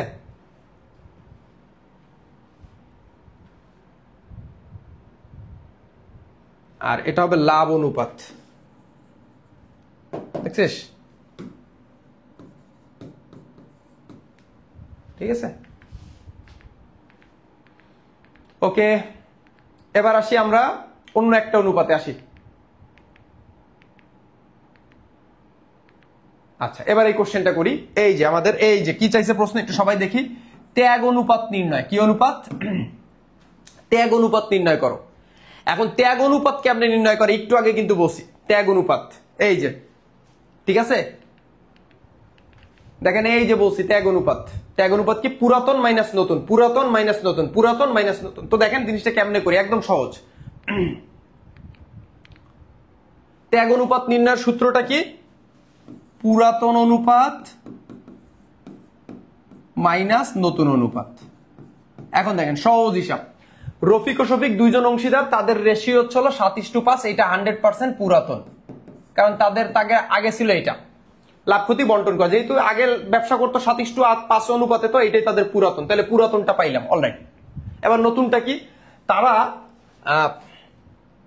তারা বরকতকে নতুন অংশীদার হিসাবে অন্তর্ভুক্ত করলে এই যে নতুন রেশিওটা হচ্ছে 5:3:2, তার মানে এটা হচ্ছে নতুন।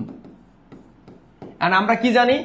আমরা জানি হচ্ছে পুরাতন থেকে নতুনকে বিয়োগ করতে হয় যখন আমরা ত্যাগ অনুপাত নির্ণয় করি। কি করি? ত্যাগ করি। ত্যাগ করতে হবে, ঠিক আছে? ত্যাগ করতে হবে।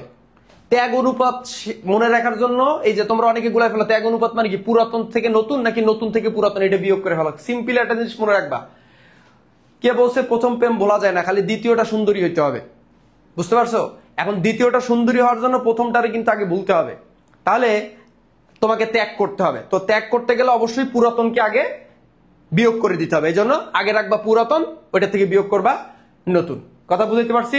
জাস্ট খালি নতুনের চেহারাটা সুন্দর হইলে হবে, পুরন টুরন তুমি সব ভুলে যাবা, কেমন?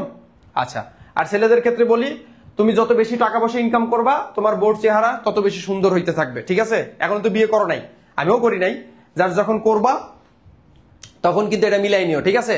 সো টাকা পয়সা ইনকাম করতে হবে প্রচুর পরিমাণে, প্রচুর পরিমাণে। আমাদের রিলিজনও কিন্তু এটা বলে যে তুমি নামাজ কালাম শেষ কইরা একদম কি ফজরের নামাজ শেষ করে রাস্তায় বের হয়ে যাও, কাজ কাম করো, ঠিক আছে? সো অলস জীবন যাপন করা যাবে না। এই যে তোমাদের ভিতর অনেক আছে কিন্তু বাবার দোকানে যে বসতে চাও না, ঘরে মা যদি একটু বলে বাজারে যেতে, বাজারে, বেটা মানুষ হয়েছে সব করতে হবে, সব।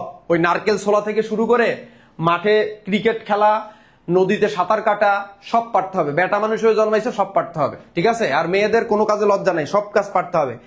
সেলাইয়ের কাজ, ওই কাঁথা সেলাইয়ের কাজ, রান্নার কাজ, সব পারতে হবে, ঠিক আছে? কোনো কাজ ছোট না, কোন সময় কোন কাজ জীবনে কাজে লাগবে তুমি নিজেও জানো না, ঠিক আছে? সব কাজ শিখবা। আসো, তো পুরাতন মাইনাস নতুন করলে আমরা কি পাবো? ত্যাগ অনুপাত পাবো। তাহলে এখন এখানে কাহিনীটা কি? এই যে পুরাতনটা, পুরাতন কত? 7:5। তাহলে 7 আর 5 যোগ করলে হয় কত? 7-5 12। 7-5 কত? সরি, হ্যাঁ 7-5 12। তাহলে 12 ভাগ উপরে 7, প্রথমে 7, এই দুইটা যোগ দিয়ে হয়েছে 12, উপরে রাখলাম 7, আবার যোগ করলে হবে কত? 12, 7 আর 12, আর উপরে রাখলাম কত? 5। এটা কার? এটা হচ্ছে রফিকের। আর এটা কার? এটা হলো শফিকের। শফিক পাবে 12 ভাগের 7 ভাগ, রফিক পাবে 12 ভাগের 7 ভাগ, শফিক পাবে 12 ভাগের 5 ভাগ। গেল। এবার নতুন যেটা হয়েছে, হ্যাঁ নতুনটার কাহিনী কি? নতুনে কি হয়েছে? নতুনে আমি একটু কালার চেঞ্জ করে নিই। নতুনে হয়েছে কি? 5 আর 3 কত? 8, 8 আর 2 কত? 10। তাহলে 10-এর 5 পাবে হচ্ছে কে? রফিক। আর শফিক কত পাবে? শফিক পাবে হচ্ছে 10-এর 3। 2 এটা লাগবে না। এবার আমাদের কি করতে হবে? যোগ বিয়োগ করতে হবে। কি? পুরাতন মাইনাস নতুন, বুঝো কিন্তু, পুরাতন কি রে?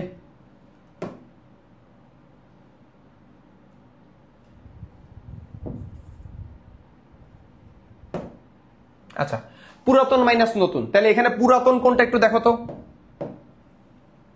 বলো তো এখানে পুরাতন কোনটা? এইটা হচ্ছে এই যে এই যেটা, এটা হলো পুরাতন, আর এটা কি? নতুন।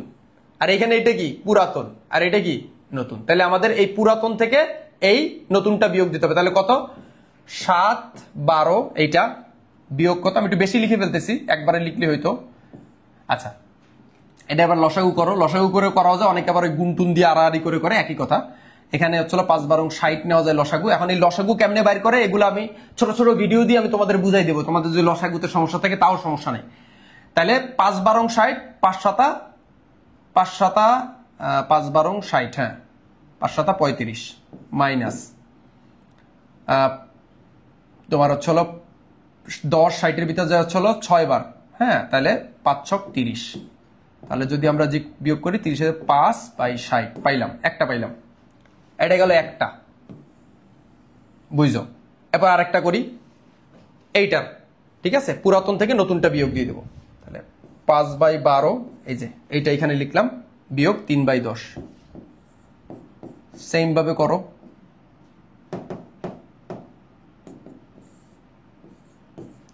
5 বারং কত 60, 5 5 কত 25, মাইনাস 6 3 6 18,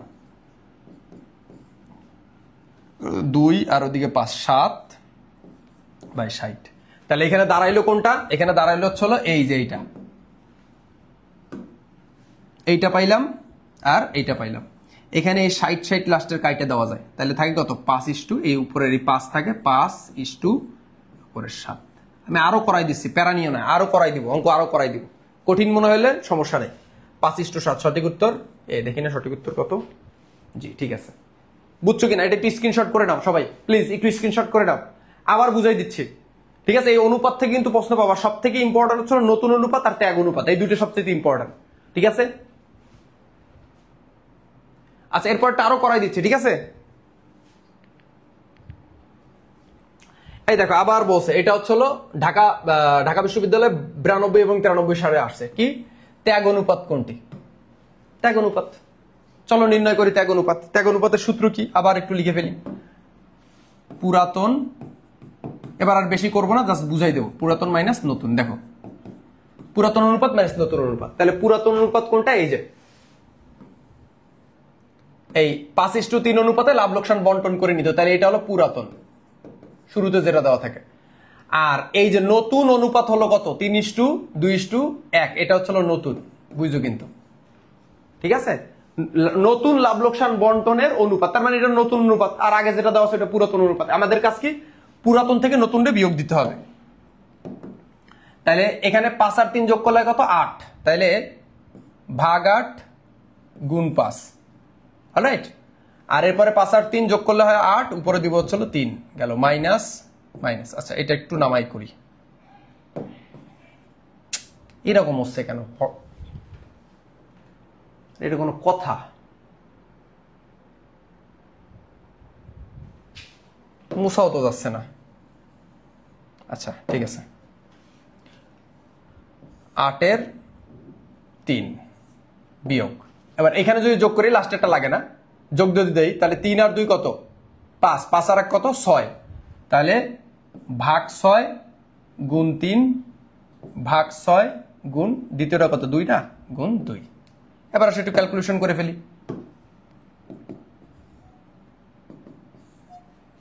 এনে যদি লসাগু করি তাহলে কত হয়? তাহলে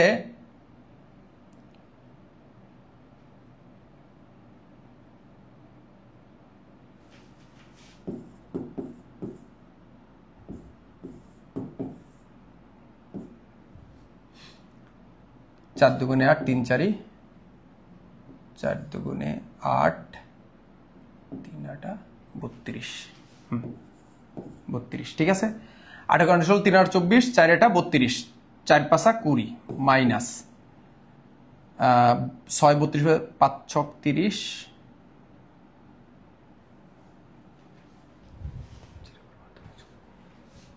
3 4 12, 12 দুগুণে 24, সরি এটার ভিতরে 24 যায়,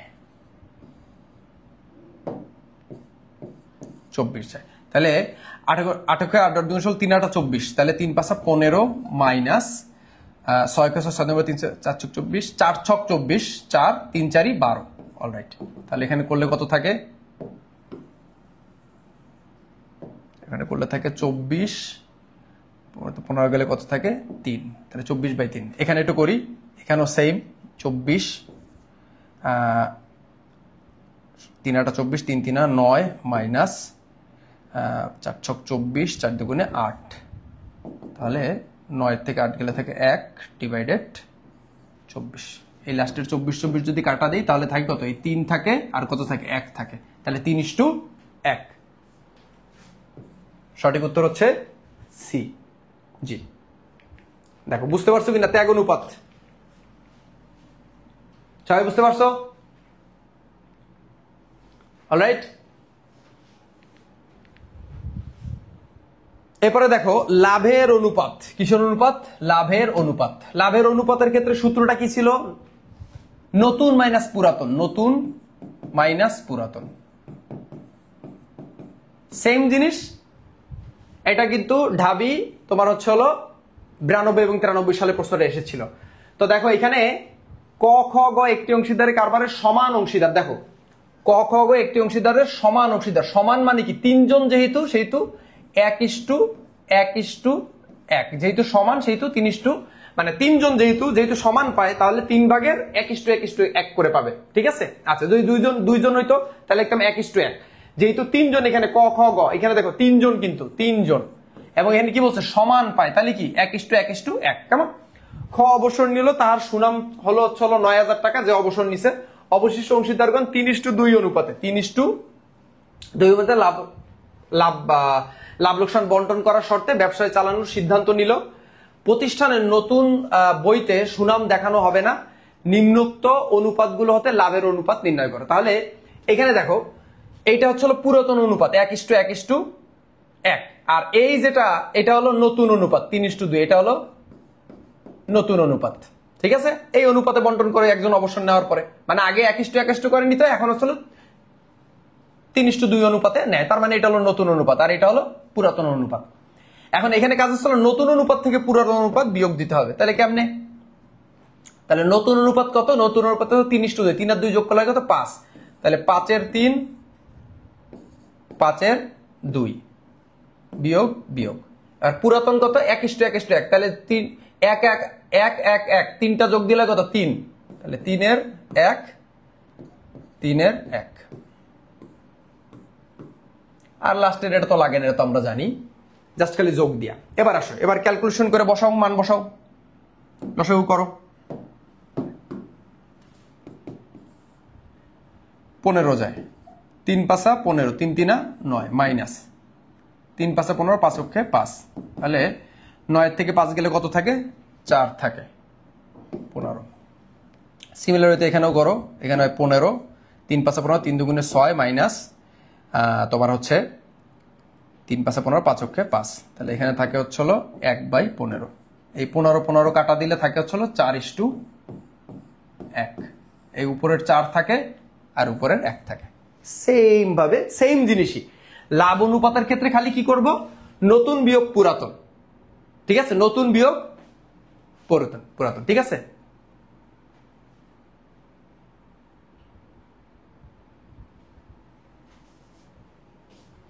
অলরাইট, সঠিক উত্তর আমাদের কত পেয়েছে? 4:1। হ্যাঁ, উত্তর মিলছে 4:1। অলরাইট, আচ্ছা, অংশীদারগণের চলতি হিসাব দেখো, একটু আগে বুঝাইছি অংশীদারদের মূলধন হিসাব দুই ভাবে প্রস্তুত করা হয়, একটা হলো স্থায়ী পদ্ধতিতে আর একটা হলো পরিবর্তনশীল পদ্ধতিতে। অংশীদারদের চলতি হিসাব খোলা উচিত যখন তাদের মূলধন হয়, এটা হচ্ছে রাবি 12-13 কোশ্চেন। তো দেখো অংশীদার মূলধন হিসাব কখন? স্থায়ী পদ্ধতিতে হয়। কি পদ্ধতিতে? স্থায়ী পদ্ধতি। স্থায়ী পদ্ধতি আর কিছু নাম আছে, যেমন স্থির পদ্ধতি বা স্থিতিশীল পদ্ধতি। স্থিতিশীল পদ্ধতি, এই স্থিতিশীল পদ্ধতিতে মূলধন হিসাব প্রস্তুত করা হলেই তখন এই চলতি হিসাব প্রস্তুত করা। একটু আগে পড়াইছি তোমাদের, একটু আগে, এটা খুবই গুরুত্বপূর্ণ একটা জিনিস কিন্তু। দেখো এটা হচ্ছে ঢাবির বেশ পুরাতন কোশ্চেন, 94-95। অংশীদারদের মূলধন যেখানে স্থায়ী থাকে, দেখো অংশীদারদের মূলধন হিসাব যেখানে কি থাকে? স্থায়ী থাকে, সেখানে লাভ ক্ষতির অংশ এবং মূলধনের উপরের সুদ এবং উত্তোলনের উপরের সুদ লিপিবদ্ধ করা হয় কিভাবে? তাহলে দেখো যখন স্থায়ী পদ্ধতিতে যদি আমাদের অংশীদারদের মূলধন হিসাব করা হয়, তখন বাকি যে আইটেমগুলো, যেমন হচ্ছে মানে অংশীদারদের অর্জনগুলা, যেমন মূলধনের সুদ, তারপরে এইগুলো কর্তনগুলা, উত্তোলন সুদ, এগুলো কোথায় যায়? অবশ্যই চলতি হিসাবে যায়। কারণ স্থায়ী পদ্ধতিতে তো শুধু যায় প্রারম্ভিক মূলধন আর অতিরিক্ত মূলধন। স্থায়ী পদ্ধতিতে জাস্ট দুইটা আইটেম আসে, কি? প্রারম্ভিক মূলধন আর একটা কি? অতিরিক্ত মূলধন, আর কোনো কিছু কিন্তু আসে না। তাহলে বাকি যে আইটেমগুলো থাকে সেই আইটেমগুলো কোথায় যাবে? 100% অংশীদারদের চলতি হিসাবে। আচ্ছা, উত্তোলনের সুদ, ঋণের সুদ, এছাড়াও তোমরা মূলধনের সুদটাও একটু দেখে নিবা, কেমন? মূলধনের সুদ। আর প্রচুর প্র্যাকটিস করাবো ইনশাল্লাহ, প্রচুর পরিমাণে প্র্যাকটিস করাবো। এই একটা কোশ্চেন করলে কিন্তু হবে না, অনেক কোশ্চেন প্র্যাকটিস করতে, প্রচুর, একটা প্রশ্ন বাদ দেওয়া যাবে না। কনফিডেন্ট অ্যামাউন্ট লেভেলের চলে আসবে ইনশাল্লাহ। মনে করো মডেল টেস্ট গুলো যখন দেবেন আপনারা, জাস্ট খালি পরীক্ষা হলে যে খালি বসবেন, খালি বলবেন কোশ্চেন দাও, সলভ করবো, কি কোশ্চেন আসছে দাও, আমার সামনে দাও, প্র্যাকটিস করতে হবে প্রচুর পরিমাণে। আমি যা প্র্যাকটিস করবো, আমি যদি 10টা অঙ্ক প্র্যাকটিস করাই, আপনার বাসায় বসে 20টা প্র্যাকটিস করতে হবে। এমন হবে বই বই মানে খালি ধৈর্য মনে করেন বলবেন এই বইয়ের সব অঙ্ক আমি পারি, এরকম অবস্থা হয়ে যাবে। প্রচুর প্র্যাকটিসের বিকল্প নাই বাবা। অ্যাডমিশন কেমন প্রেশার, এটা আমার মতন ক্ষুদ্র মানুষের বলার কোনো কিছু নেই। আপনি ভালো মতন জানেন অ্যাডমিশনে কি প্রেশার। তাহলে এই প্রেশারটা নিতে গেলে একটু কষ্ট করতে হবে বাবা, একটু কষ্ট করতেই হবে। কেমন? একটু শখ আহ্লাদ, ঘোরাফেরা, বন্ধু বান্ধব, আড্ডা, এগুলো জীবনে বহু দিতে পারবেন। সত্যি বলতেছি আমি, বহু দিতে পারবেন। কিন্তু এই অ্যাডমিশন কিন্তু সবসময় দেওয়ার সুযোগ থাকবে না, ঠিক আছে? তো একটু যেহেতু দিবেন, সেহেতু একটু কষ্ট করেন, একটু কষ্ট করেন, ঠিক আছে? কিচ্ছু হবে না, একটু কষ্ট করলে কিচ্ছু হবে না। একটু পরিশ্রম করলে হয়তো বা চেহারাটা খারাপ হয়, কিন্তু ফিউচারটা ভালো হয়। কেমন? একটু কষ্ট করেন। দেখেন, উত্তোলনের সুদ এটা বেশি ইম্পর্টেন্ট, ঋণের সুদটাও মোটামুটি আর কি। তো আগে ঋণের সুদটা একটু বলি। ঋণের সুদ,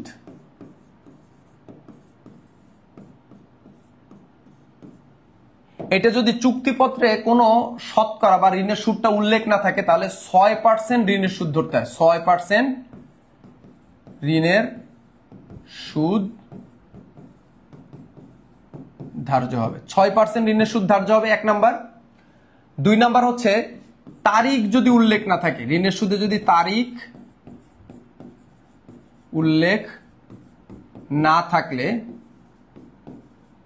6 মাস, তারিখ উল্লেখ থাকলে তো সেই তারিখ অনুযায়ী সুদ ধার্য করতে হবে, এগুলো তো আপনারা পারেনি।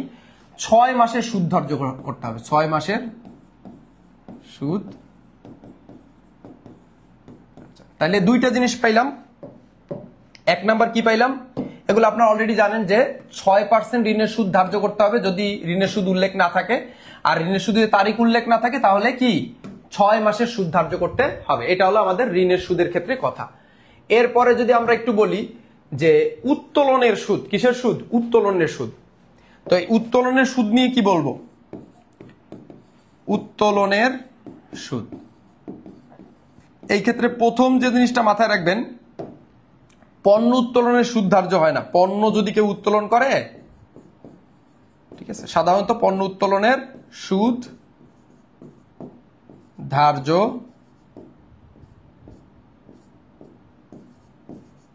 শোনেন, অ্যাকাউন্টিং এর মোস্ট ইম্পর্টেন্ট জিনিস কি জানেন? বুঝতে পারা, ঠিক আছে? অনেক অঙ্ক করলে হবে না, জাস্ট দেখতে হবে যে আমি বুঝতে পারতেছি কিনা। বুঝতে পারছেন? বোঝাটাই হচ্ছে সবচেয়ে ইম্পর্টেন্ট। আপনি একটা রোবটের কাছে পড়েন, ডাজেন্ট ম্যাটার, কিন্তু আপনি আসলে বুঝতে পারতেছেন কিনা, ঠিক আছে? অ্যাডমিশনের জার্নি তো অনেক বড়, সবাই বলবে কঠিন, কিন্তু আপনার কাছে সহজ মনে হচ্ছে কিনা, আপনি কিক পাচ্ছেন কিনা, কনফিডেন্ট পাচ্ছেন কিনা, এইটা হলো মূল বিষয়। একটা নিয়ম শিখলেন, নিয়ম শিখে প্র্যাকটিস করতে পারতেছেন কিনা, আদতে পারতেছেন কিনা, এইগুলাই হচ্ছে মেইন আসল বিষয়। এইগুলো দিয়ে জাজ করবেন সবকিছু। তো উত্তোলনের সুদ যখন আমরা ধার্য করব, সেক্ষেত্রে পণ্য উত্তোলনের উপর কখনো সুদ ধার্য করব না। নগদ উত্তোলন, নগদ টাকার উপর সুদ ধার্য হবে। নগদ টাকার উপরে সুদ ধার্য হবে। কিসের উপরে? নগদ অর্থে সুদ ধার্য হয়। কি হয়? নগদ অর্থে সুদ ধার্য হয়। পণ্য উত্তোলনে কোনো সুদ ধার্য হয় না। পণ্য উত্তোলনে সুদ ধার্য হয় না। সুদ ধার্য হয় কিসে? নগদ, যদি কেউ উত্তোলন করে। তো এই নগদ উত্তোলনের ক্ষেত্রে একটা ছোট্ট ইনফো আপনারা একটু মাথায় রাখবেন, সেটা হলো যদি 2 মাস পর পর উত্তোলন করে, 2 মাস পর পর যদি উত্তোলন করে, তাহলে হবে একটা। যদি 3 মাস পর পর উত্তোলন করে, 3 মাস পর পর উত্তোলন করে, যদি প্রতি মাসের শুরুতে উত্তোলন করে, তাহলে একটা। প্রতি মাসের মাঝামাঝি উত্তোলন করে, তখন আর একটা। আর যদি প্রতি মাসের, এই যে অঙ্ক তো করাই দিলাম, এরপরে বই খুললেন, বই খোলার পরে এই ভিডিওটা দেখেন, ঠিক আছে? প্রতি 2 মাস পর পর উত্তোলন যদি করে, তাহলে 2.5 মাসের সুদ ধার্য হবে। 3 মাস পর পর হলে 1.5 উত্তোলন হবে, 1.5 মাসের সুদ ধার্য হবে। প্রতি মাসের শুরুতে উত্তোলন করলে 6.5, প্রতি মাসের মাঝামাঝি উত্তোলন করলে 6, প্রতি মাসের শেষে উত্তোলন করলে 5.5।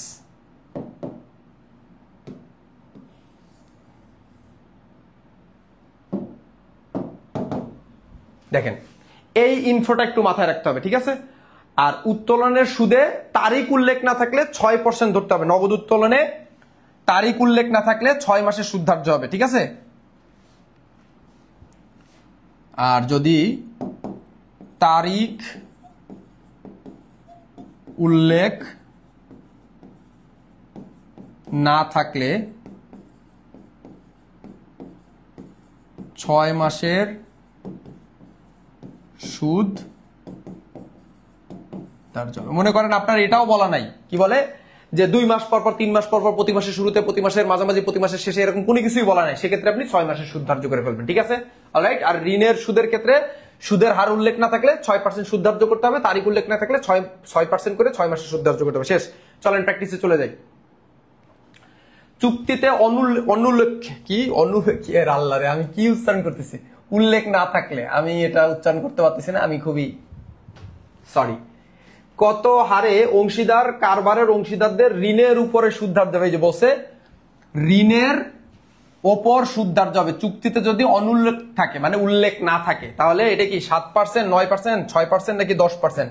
100%, 6%। এটা হলো চুক্তিপত্রে উল্লেখে থাকে আর কি, ঠিক আছে। অংশীদার আইনে বলা আছে XYZ 3 জন অংশীদার, তারা প্রত্যেকে মাসের প্রথম দিনে, মানে প্রথম তারিখে, প্রথম দিনে মানে কি প্রথম তারিখে, তাহলে প্রথম তারিখে উত্তোলন করলে কত হয়? প্রথম তারিখ উত্তোলন করলে হয় 6.5, ঠিক আছে। 500 টাকা উত্তোলন করে 5% হারে সুদে উত্তোলন উপরে X কত টাকা সুদ দিতে হবে? তাহলে দেখেন 500 টাকা উত্তোলন করছে, কত টাকা? 500 টাকা। এটা হলো প্রত্যেক মাসে কত? 500 টাকা। আচ্ছা, তাহলে 500 টাকার কত পার্সেন্ট? 5%। তাহলে আমরা 500 টাকার 5% করি, ঠিক আছে। 5 5 কত? 25, ঠিক আছে, 25। তাহলে তোমার হচ্ছে 500 টাকার 5% করলে হয় 25 টাকা। এখন আমাদের এখানে যেহেতু প্রত্যেক মাসের প্রথম দিনে বলছে, তার মানে কি 6.5, তাহলে এটার আমরা গুণ দিয়ে দিব 6.5 দিয়ে। তাহলে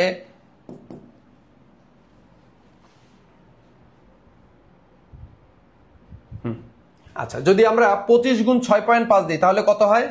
5 ছক 30 শূন্য, 5 ছক 30 শূন্য, হাতে 3, 6 দুগুণে 12 আর 3 হচ্ছে 15, 150। আর 0.5 মানে হচ্ছে হলো যে সংখ্যাটা থাকে তার অর্ধেক, তাহলে 25-এর অর্ধেক হচ্ছে হলো কত? 12.5। তাহলে 150, তাহলে 172, 50 আর 72 না 62, সরি, 162.5।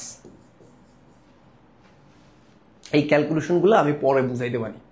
এই 0.5 দিয়ে কেমনে কি করছি, এই পার্সেন্টেজ 5% করলে কেমনে 25 হয়, এটা কেমনে ক্যালকুলেটর ছাড়া করবো, শিখাবো, সব শিখাবো।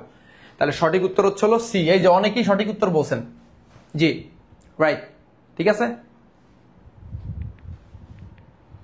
হ্যাঁ সঠিক উত্তর সি। এরপরেরটা আসেন, ABC 3 জন অংশীদার প্রতি মাসের শেষ দিনে প্রত্যেকে 300 টাকা করে ব্যবসা হতে উত্তোলন করলে বার্ষিক 5%, এখানে কিন্তু বলছে বার্ষিক 5% হারে সুদ প্রদানে মোট উত্তোলিত টাকার উপরে 1 বছরে কত টাকা সুদ দিতে হবে। তাহলে দেখেন প্রতি মাসের শেষে, তাহলে শেষে উত্তোলন করলে কত? 5.5 মাসের উত্তোলন হয়, তাহলে 300 টাকা, 300 টাকার কত পার্সেন্ট? 5%। তাহলে 300 টাকার 3 5 15, ঠিক আছে। 300 টাকার 5% করলে হয় 15 টাকা। এটার কত? যেহেতু প্রতি মাসের শেষে করছে সেহেতু 5.5, তাহলে 15 সঙ্গে 5.5 গুণ করবো। তাহলে 5 দিয়ে আগে গুণ করি। 5 15 কত? 5 5 25, 5 হাতে 2, 5 কে 5, 5 আর 2 7, 75। আর 0.5 দিয়ে যদি 15 কে গুণ করা হয় তাহলে হয় 15 অর্ধেক কত? 7.5। তাহলে 75 আর 7 কত? 82.5। সঠিক উত্তর হচ্ছে 82.5, 82.5 সি সঠিক উত্তর, 82.5। এটা বুঝতে পারছেন তো সবাই? 15 সি, জি সবাই সঠিক বলেছেন। এরপর আসেন, এটা হলো বরিশাল বোর্ড, ঠিক আছে, বরিশাল বোর্ড বলতেছি বরিশাল বিশ্ববিদ্যালয়, বরিশাল বিশ্ববিদ্যালয় চলো বরিশাল বোর্ড। ও মাই গড, কি অবস্থা আমার, 14 ইউনিভার্সিটির কোশ্চেন আমি বলতেছি বরিশাল বোর্ড, আল্লাহ মাফ করো। 14-15 সালে আসছে, ঠিক আছে। তো দেখেন বছরের মাঝামাঝি সময়ে কোন অংশীদার ব্যবসায় 50,000 টাকা ঋণ প্রদান করছে। কয় হাজার টাকা? 50,000 টাকা ঋণ প্রদান করছে। ঋণ ঋণ করলে ঋণের সুদ কত? স্যার ঋণের সুদ, এখানে তো পার্সেন্টেজ নাই। Where is percentage? Where is percentage? Percentage কোথায়? পার্সেন্টেজ তো নাই। যেহেতু পার্সেন্টেজ নাই সেহেতু কিতা করবাইন, আমরা কি করব, পার্সেন্টেজ যেহেতু নাই, আমরা জানি পার্সেন্টেজ না থাকলে কয় পার্সেন্ট ধরে নিতে হয়, 6% ধরে নিতে হয়, ঠিক আছে। আর এখানে বলেই দিছে বছরের মাঝামাঝি, মাঝামাঝি মানে কি 6 মাস, আর না ধরলে কোনো তারিখ বলা না থাকলে আমরা 6 মাসে ধরতাম। তাহলে 50,000 গুণ 6%, তাহলে 50,000 6% করেন, 5 ছক 30, 1 2 3,000, 50,000 6% করলে হয় 3,000। এই 3,000 6 মাসে দিতে হবে, তাহলে গুণ 6 ভাগ কত 12 করেন। গুণ 6 ভাগ 12 মানে হলো 2 দিয়ে ভাগ করা, মনে রাখবেন, গুণ 6 ভাগ 12 মানে হলো 2 দিয়ে ভাগ দেওয়া। তাহলে 3,000 2 দিয়ে ভাগ দিলে হয় কত, 1,500। তার মানে সঠিক উত্তর হলো 1,500।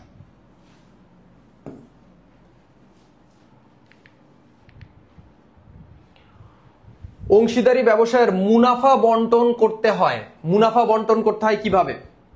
অংশীদারি ব্যবসায়ের মুনাফা বন্টন করা হয় মূলধন অনুপাতে নাকি চুক্তি অনুযায়ী? চুক্তি অনুযায়ী। অংশীদারদের মুনাফা বন্টন করা হয় চুক্তি অনুযায়ী। কি অনুযায়ী? চুক্তি অনুযায়ী। মূলধন অনুপাতে যদি প্রশ্নে বলে মূলধন অনুপাতে, তখন সমহারে যখন চুক্তিপত্রে উল্লেখ না থাকে তখন, আর কোনটি তো হবেই না, অবশ্যই চুক্তি অনুসারে। অংশীদার এখানে বলছে হচ্ছে হলো অংশীদারগণ প্রতি মাসের শেষে, এটা হচ্ছে হলো ইলেকট্রনিক বিদ্যালয় নাকি ইবি, অংশীদারগণ প্রতি মাসের শেষ দিনে কোন নির্দিষ্ট পরিমাণ টাকা তুললে, তাহলে দেখেন শেষ দিন বলছে, প্রতি মাসের শেষ বললে কত, 5.5। উত্তোলনের সুদ ধার্য করতে হবে কত দিনের? আচ্ছা, উত্তোলনের সুদ ধার্য করতে হবে কত দিনের? আমরা জানি 1 মাস সমান সমান কয় দিন, 30 দিন। আর যেহেতু শেষে বলছে তাই তো 30-এ 5.5 দিয়ে গুণ করতে হবে। তাহলে 30-এ যদি 5 দিয়ে গুণ করি, 3 5 15, 150 প্লাস 0.5 দিয়ে যদি কোনো সংখ্যারে গুণ দিই তাহলে ওইটার অর্ধেক হয়ে যায়, মানে হাফ, 2 দিয়ে ভাগ করা হয় আর কি। 0.5 মানে 2 দিয়ে ভাগ করা, সোজা কথা। তাহলে 30 অর্ধেক তো 15, তাহলে যোগ যদি 150 এর কথা 165 ডেজ, 165 দিনের উত্তোলন করা হয়।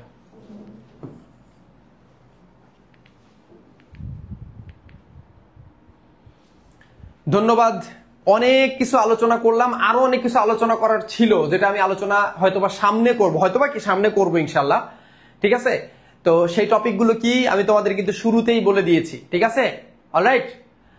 তো আচ্ছা, ঘুম ধরছে জান্নাত, তোমারে বলি, এখন আমার ক্লাস দেখে যদি তোমার ঘুম ধরে তাহলে তুমি বলো আমি কি করবো এখানে তোমার জন্য, মাইকেল জ্যাকসনের ড্যান্স দিব, হ্যাঁ এইটা। আর যদি মনে করো চাও স্যার আইসা একদম উড়া ধুরা ক্লাস নিবে, একদম একদম ইয়া, হ্যাঁ এটা কি বলো না তোমরা, ইয়ো এরকম হাত দিয়ে কিরম দেখাও না, এইভাবে ক্লাস নিবে স্যার, তাহলে একদম এইভাবে ক্লাস নিব, অলরাইট, এর পরের দিন এসা। আর যদি মনে করো বলো যে না স্যার আপনি আপনার মতন ক্লাস নেন, তাহলে আমি আমার মতন ক্লাস নিব, ঠিক আছে। তোমাদের ঘুম আমি এমন ভাবে তোমাদের ঘুম আমি উড়াই দিব আইসা ক্লাসে, বুঝতে পারছো।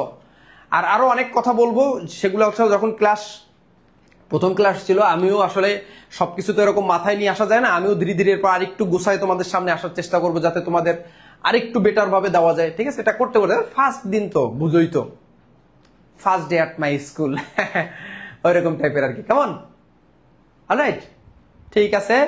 তো দেখা হবে নেক্সট ক্লাসে ইনশাল্লাহ। নেক্সট দিন শেয়ার ইস্যুর ক্লাস চেষ্টা করবো আমি নেওয়ার জন্য, তারপর দেখা যাক কি হয়। Wish all the very best. আসসালামু আলাইকুম।